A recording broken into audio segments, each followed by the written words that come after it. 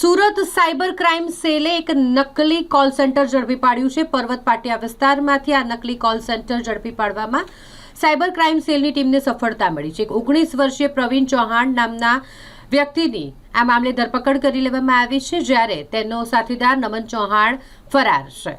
Modus operandi વિશે વાત કરીએ આ છેતરપિંડીબાજોની, તો તેઓ દ્વારા છેતરપિંડીની મોડસ ઓપરેન્ડી અપનાવવામાં આવતી, જેમાં મેટા એટલે કે ફેસબુક અને ઇન્સ્ટાગ્રામ પર તેઓ લોન આપવા માટેની ઓફરો મૂકતા, જાહેરાતો આપતા ફેસબુક ઇન્સ્ટાગ્રામ પર, અને લોન લેવા ઈચ્છુક જે લોકો હોય તેઓના ડેટા એકત્રિત કરતા, અને આ રીતે છેતરપિંડી કરવામાં આવી રહી હતી. આખું એક નકલી કોલ સેન્ટર જ ચાલી રહ્યું હતું, જેને ઝડપી પાડવામાં આવ્યું છે.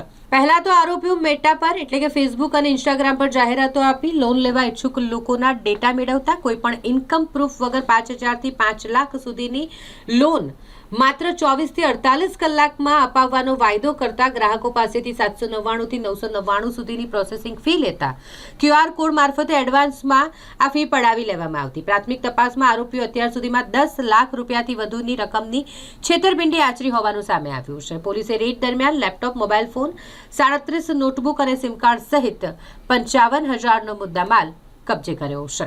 સુરત શહેર સાયબર ક્રાઇમ સેલ દ્વારા ગઈકાલે એક પર્વત પાટિયા ખાતે એક રેડ કરવામાં આવી હતી, જેમાં એપિક ફાઇનાન્શિયલ સર્વિસ નામની એક ઓફિસ ચાલતી હતી, જેમાં અમે લોકોને બાતમી મળી હતી કે ત્યાં એ લોકો લોન મળી જશે 1 થી 2 દિવસમાં, એવી ખોટી લાલચ આપી લોનની પ્રોસેસિંગ ફી લઈ લેતા હતા કસ્ટમર્સ પાસેથી, અને એમને લોનની પ્રોસેસિંગ નહીં કરતા હતા. એવી રીતે બાતમી મળતા અમે લોકો ત્યારે જ્યાં રેડ કરી, તો ત્યાં એક સંચાલક અને એના સિવાય 6 ટેલિકોલર્સ ત્યાંથી મળી આવ્યા, અને પૂછપરછ કરતા, તપાસ કરતા અને તમામ ડોક્યુમેન્ટ જોતા ખબર પડી કે એ લોકો 5 થી 5 લાખ રૂપિયા જેટલાની લોનની વિશ્વાસ આપતા હતા કે 1 થી 2 દિવસમાં ઝડપથી અમે લોકોએ પ્રોસેસ કરાવી દઈશું, અને એવી વિશ્વાસ આપીને સામેવાળાથી 799 અને 999 રૂપીઝ લોન પ્રોસેસિંગ ફીના નામે લઈ લેતા હતા, અને પછી એમની લોન નથી પ્રોસેસ કરાવતા હતા.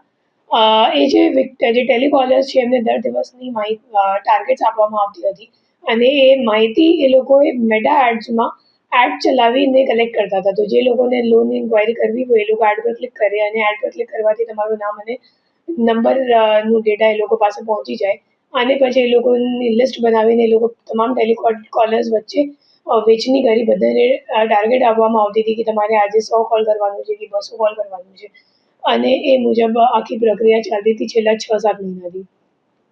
કેટલા આરોપી? અત્યારે એક જ આરોપી પકડાયો છે, અને બીજો જે આરોપી છે એ હાલ નાસ્તો કરતો છે. બેઝિકલી જે આરોપી છે એ અગાઉ એક જગ્યા કામ કરેલું છે, અને એને ખબર પડી ગઈ કે કેવી રીતે મતલબ એક લોન એજન્ટ તરીકે કામ ચાલુ છે હાલ માર્કેટમાં.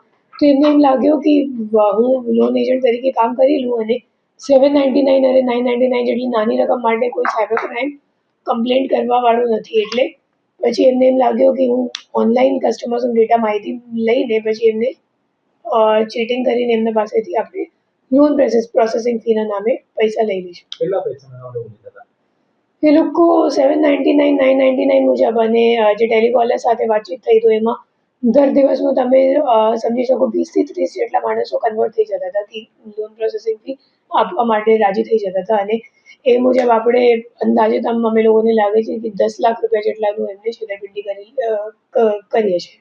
કેટલા સુધી લોકો સાથે લોનની છેતરપિંડી મહિનાનું એમ લાગે છે કે 600 થી 700 જેટલા વિક્ટિમ્સ થઈ શકશે. તો અત્યાર સુધીમાં 3,000 જેટલા થશે, 3,000-3,500. 6 મહિનાનું તો કન્ફર્મ થઈ ગયું છે કે 6 મહિનાથી ચાલે જ છે. મેટા એડ્સ પર એડ ચલાવતા હતા, અને જેને લોન જોતું હોય એ લોકો એડ પર ક્લિક કરે તો એમનું નામ અને મોબાઈલ નંબર એમને મળી જાય. પછી એ મોબાઈલ નંબર આધારે એ લોકો ટેલિકોલર્સ મારફતે કોલ કરાવતા હતા કે તમે હવે એમને કોલ કરીને એમને કન્વિન્સ કરીને એમને પાસેથી લોન પ્રોસેસિંગ લઈ લો.